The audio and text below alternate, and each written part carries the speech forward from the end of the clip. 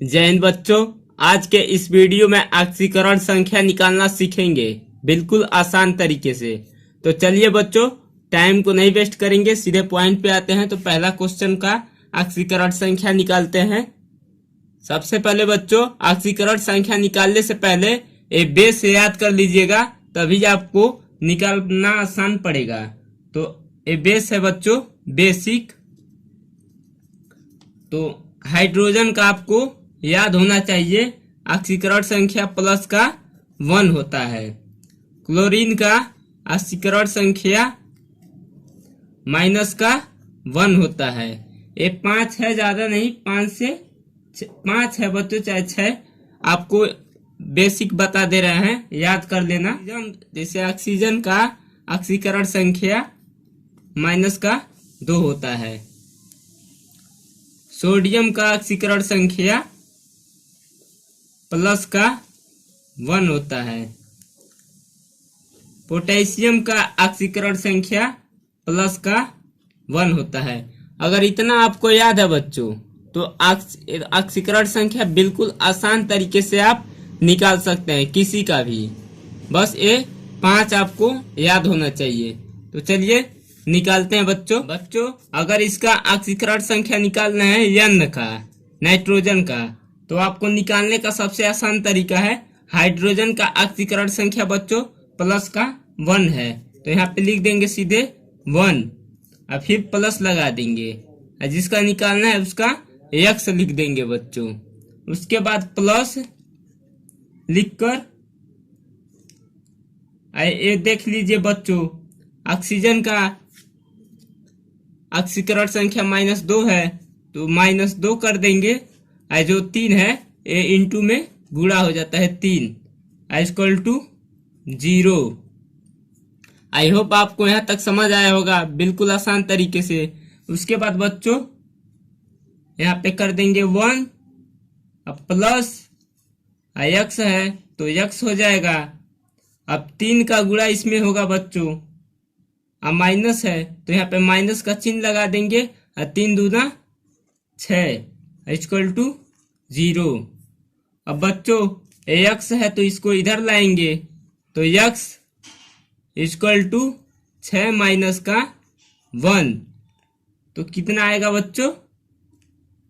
X equal to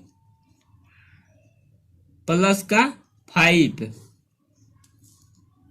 इसका ऑक्सीकरण संख्या निकल कर आया है। चलिए एक और करते हैं, आपको बिल्कुल आसान लगेगा।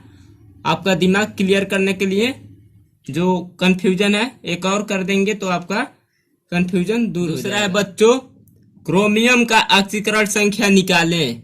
अगर आपको बच्चों ये बेसिक याद है तो बिल्कुल आसान तरीके से आप निकाल सकते हैं। आपको पता है पोटेशियम का +1 ऑक्सीकरण संख्या है, तो सीधे यहाँ पे 1 लिख देंगे।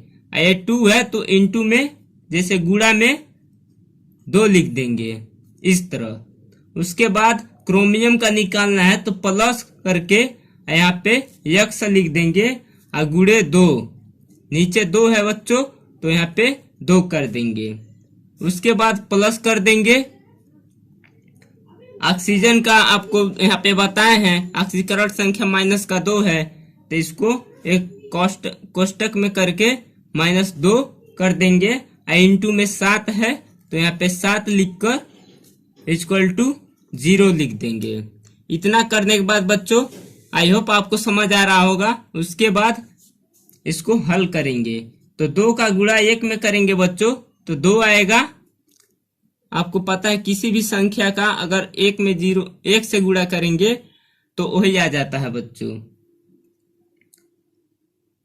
अब प्लस लिख देंगे, X है बच्चों, और 2 है तो 2 का गुणा X में करेंगे तो 2X लिख देंगे, 2X हो जाएगा। उसके बाद प्लस है माइनस है बच्चों, और 7 का गुणा 2 में करेंगे तो 7 दूना 14, और प्लस माइनस माइनस, तो यहाँ पे 14 लिख देंगे।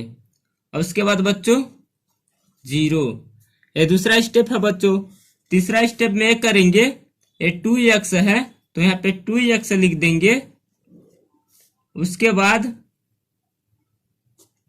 घटा लेंगे बच्चों, अगर ये 2 है 14 तो इधर जाएगा तो घट जाएगा, तो माइनस का 12 इक्वल टू 0। उसके बाद बच्चों यक्स ऐसे रहेगा, ये 2 इसके नीचे आ जाएगा तो 12/2। अब 2 से काट देंगे बच्चों, 2 के 2, 2 छक्के 12, तो ऑक्सीकरण संख्या निकल कर आया है 6। क्रोमियम का ऑक्सीकरण संख्या 6 है बच्चों। तो चलिए तीसरा करते हैं, आपको और अच्छे से समझ आएगा। तीसरा क्वेश्चन है बच्चों, थोड़ा थोड़ा उससे हार्ड लाते रहेंगे कि आपका दिमाग और क्लियर होता जाएगा। अगर इस तरह का आपको क्वेश्चन मिल जाएगा, इसका फेरस का ऑक्सीकरण संख्या निकालना है, जैसे इसका फेरस का या फी का, तो सबसे पहले बच्चों बेसिक आप लोग याद कर लीजिएगा, तभी आपको आसान लगेगा, नहीं तो आपको बहुत कठिन लगेगा, हार्ड लगेगा देखने में। तो निकालने का तरीका बच्चों ये है, अगर पोटेशियम है के, इसका ऑक्सीकरण संख्या आपको याद है +1, तो सीधे आप प्लस का 1 लिख देंगे, तो 1 यहाँ पे लिख देंगे। इंटू में समझ लीजिए गुणे में ये 4 है तो 4 लिख देंगे।